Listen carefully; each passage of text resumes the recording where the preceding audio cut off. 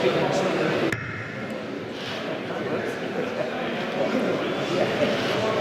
folks, it's 1 o'clock, so I guess I'll crack on.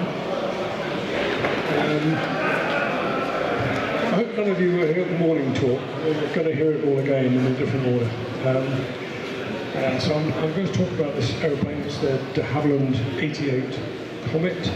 You'll have heard Comet before, but there was a post-war jet airliner called the Comet, but this was the first Comet. Originally it's from 1934.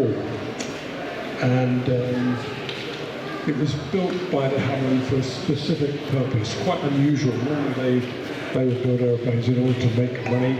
In this one, they lost money, certainly in the short term anyway. And the idea was that down in Melbourne in Australia, it was the centenary of the city. And a chap called McPherson Robertson wanted to celebrate that with a great air race that was going to be from UK to Melbourne in October 1934. And when that was announced late in 1933, there was no aeroplane in the UK that could possibly win that race. All the airplanes we were building were biplanes with fixed gear. There's no way they had the speed or the range. So de Havilland took it upon themselves to build a competitive aeroplane because they'd be competing with the world. The airplanes were coming from all over Europe, Far East, and the USA. And de Havilland wanted a British airplane to win the race. So they set up designing one specifically for that purpose. And this is it.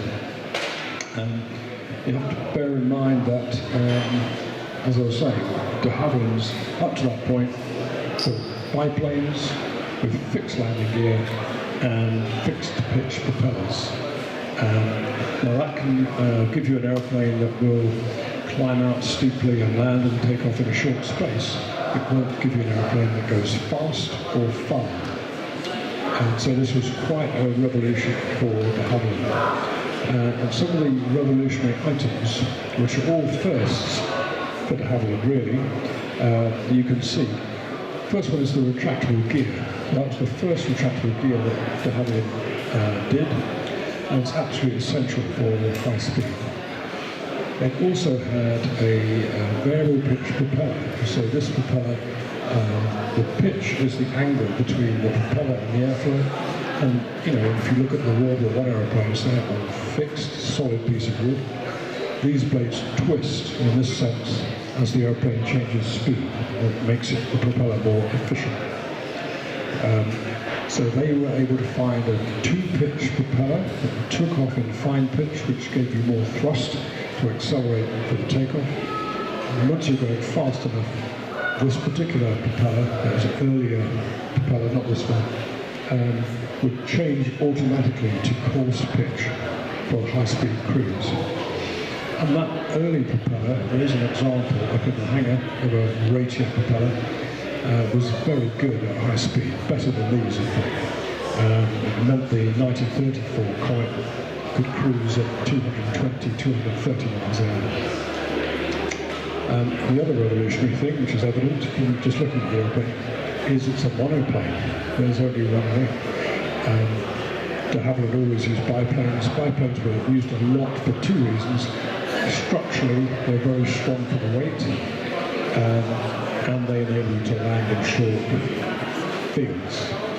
If you say, well, I'm not going to land in a short field, you would build a monoplane and fly faster. So the monoplane layout was revolutionary for de Havilland as well. Now the race required you to fly from the UK to Australia, and you had to stop at 5 or 6 places. You had to stop at Baghdad, Allahabad in northern India, as was, Singapore, Darwin in northern Australia, and then Charleville, which is about halfway through Australia on the way to Melbourne. You had to stop in those places. And that first sector, London to Baghdad, is 2,500 statute miles. The next two sectors are just over 2,000 miles, and they get a bit shorter after that. So to fly for 2,000 miles, you needed a lot of fuel, and if you were going to win the race, you needed to do it quickly. So the design was all about coming up with an aeroplane that could fly as fast as possible, which was about 220, and to make the 2,000-mile sectors, you have to fly for 10 or 11 hours. But that's the design aim of this aeroplane. So they achieved that in a number of ways. One, we've talked about the variable pitch prop. The other thing they needed was fuel. So this aeroplane, in its racing form, would have had 3 tanks. You can see one here. That's 130 gallons. There would have been another 130-gallon tank just behind that sits pretty much in the middle of the wing, just ahead of the cockpit. And then behind the rear pilot there was a 30-gallon trim tank. So best part of 300 gallons on the aeroplane. And that would give them over 2,000 miles range. But to win they had to fly fast. So the next thing you needed is the right sort of layout and aerodynamics. And you can, if you look from the front, this is a very fine aeroplane. It's very skinny. And the surface is smooth, there's no straight lines, it's very aerodynamic. And what you can't see is the wing section. So the cross section of the wing is called the aerofoil section, and they vary depending on what you're trying to do. And what they selected here, instead of the normal de Havilland section, they picked a section called RAF 34. So the Royal Aircraft Factory, design number 34. And that wing had particular properties which must have attracted them. It gave them a high lift-to-drag ratio, which is essential for pretty much any aeroplane. But arguably more importantly, but more interestingly, it was built, this design, wing section was designed for tailless aeroplanes. With flying wings, effectively. That's what it was for, and so the pitching moment of the aerofoil, the change of angle attack, was 0. So the pitching moment stayed the same. Whereas normal aerofoils, as the angle attack changes, the pitching moment changes. In a tailless aeroplane, when you don't have a tailplane, it's difficult to trim out those changes. So if you make the airfoil such that the pitching moment doesn't change, you don't need much of a tail. Now that's important for tailless aeroplanes. Why is it important for this? Well, if that tail back there isn't working very hard, it's not making much drag. Okay, the more work the tail has to do, the more load you're carrying in terms of drag or pseudo weight. So having this particular wing section made it more efficient for all sorts of reasons, and that helped to give it the range. The other thing was the physics of flying piston engine aeroplanes for maximum range requires you to fly what's called the minimum drag speed, which is actually quite a low speed. So in the case of the Comet, at max takeoff weight, that minimum drag speed would have been about 150 miles an hour, and towards the end of the flight it would have been about 130 miles an hour. You're not going to win a race flying at those speeds. So the clever thing about this is, that wing section, is that they could fly as fast as the airplane would go, which should be pretty inefficient because you're far too fast above the minimum drag speed. But the fact that you were flying at a different angle of attack than the optimum didn't matter in this wing because it didn't change the pitching moment. That was quite either fortuitous or extremely clever, and I've never been able to find out which.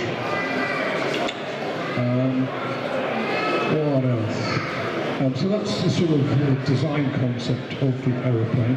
It's all wood, all made of wood, and there's a sort of double skinning of laminar laid at different angles, grain relationships to give it the curvature and the strength. The guy that designed it, a guy called Arthur Hag, was also into racing yacht design, the whole design of racing yachts, which is exactly the same technology. For the race, they had two pilots. The three aeroplanes in the race, de Havilland built three and sold them for £5,000. It probably cost them £15,000 or £20,000 per aeroplane. They lost a lot of money. But they have a cockpit for two pilots, and I think all three operated the same way. They selected the pilot for the front seat who did the takeoffs and landings, and he stayed in the front seat all the time. They didn't swap leg about, and the guy in the back seat was effectively the relief pilot. So when they were flying, once they got airborne, and the first pilot had done a couple of hours, the guy in the back could fly it for a couple of hours, so they could alternate there. When they got to the destination, the front seat pilot did the landing, and he kind of stayed in the front seat through the trips.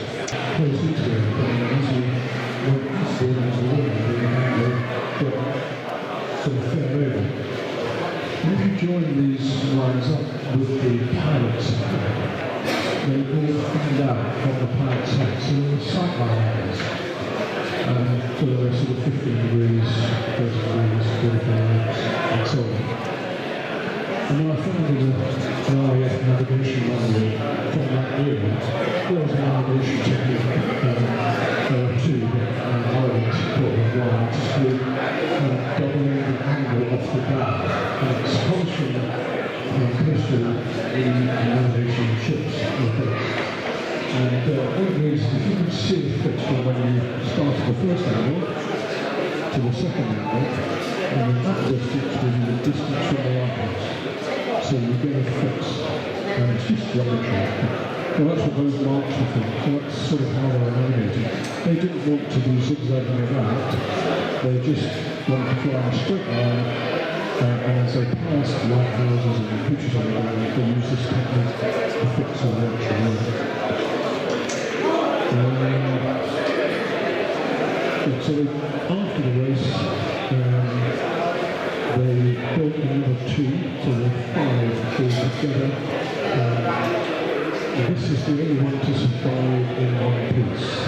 There are bits of the others that survived World War II, and two others have been rebuilt at the moment in the Derby area. So we should end up at some point with the replicas, well, the altered replicas.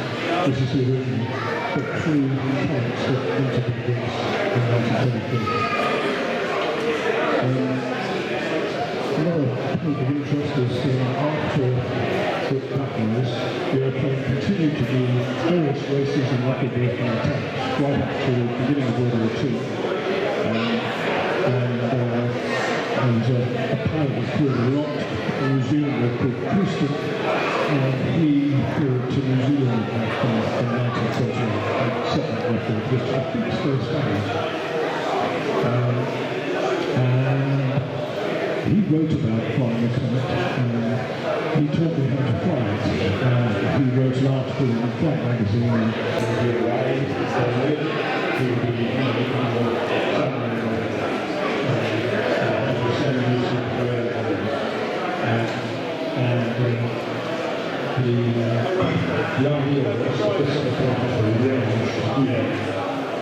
and you read that in the book, that might be a fancy but what is found is that there is a sheet of paper in the Havilland Wayne archives for the second day. There's a handbook for all of the wing calculations. The heading is Comet 1927 or 8. Basically, the guy, the engineer was doing this and saying, £2,000 of fuel, so normal carries, crosses that out, £1,000 of fuel, now £1,000 of box.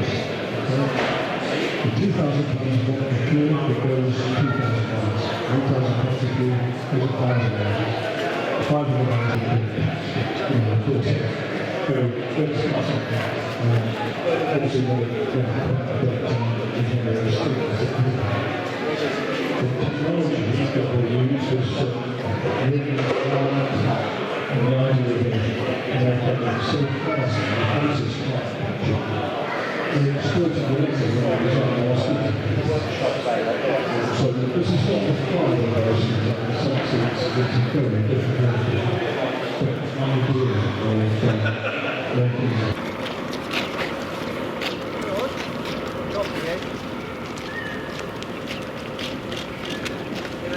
one there. Yeah. You've got to make sure that's not guard. Make sure that's touching it.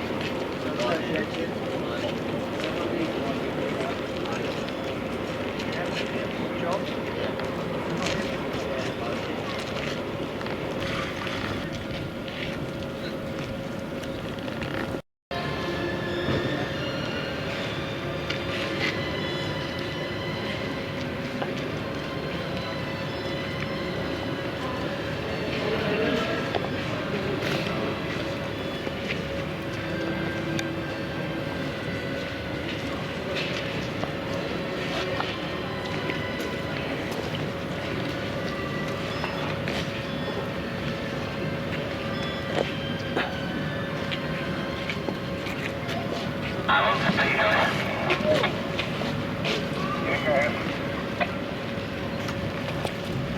Okay, I can find it here in the actual plane positions. That's plane on the go.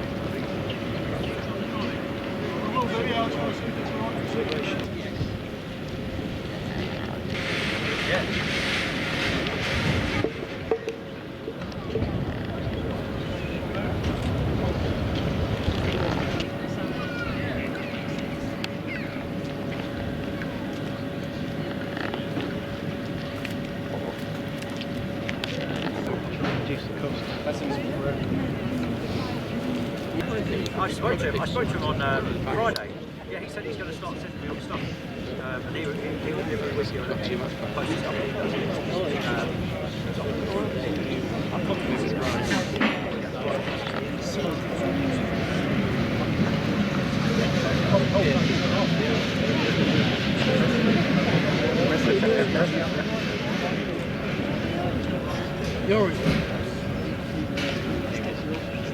I've got a photo of you guys on the front of it. Oh, right. I'm going to put it on the take stock there. I didn't do that.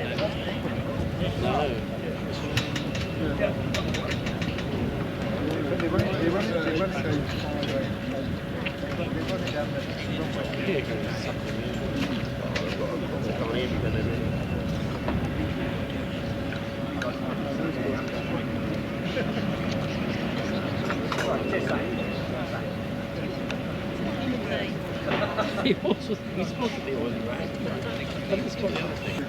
The plugs are always on an air show day. The plugs are always taken out on the Thursday before and cleaned, and then they're put in about an hour before we fly because we can't afford to have a mag drop because of a fouled plug, so they do get full of oil.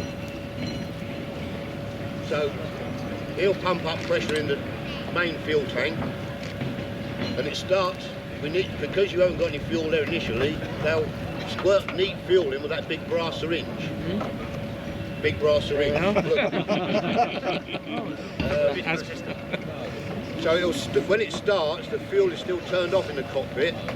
Hopefully it will start. This is the first run after a load of engine work. And it will start on the prime. And as soon as it fires, the young man in the cockpit, Jangly as he's known, will crack the throttle open and try and get it running at about 800 RPM, which will do that for about a minute and a half to 2 minutes to let it warm up. Then he'll go up to full power, and it will run for a total of about 3.5 to 4 minutes. For them standing in front of it, if it starts going that way, you'll need to move. But it is tied to the tractor, health and safety, we've tied it to the Dexter. If you lose pressure in the main fuel tank, the tank on the top is a gravity tank. It holds about 7 or 8 gallons and certainly give you a good half an hour or more to get you to another field. Where's the main tank?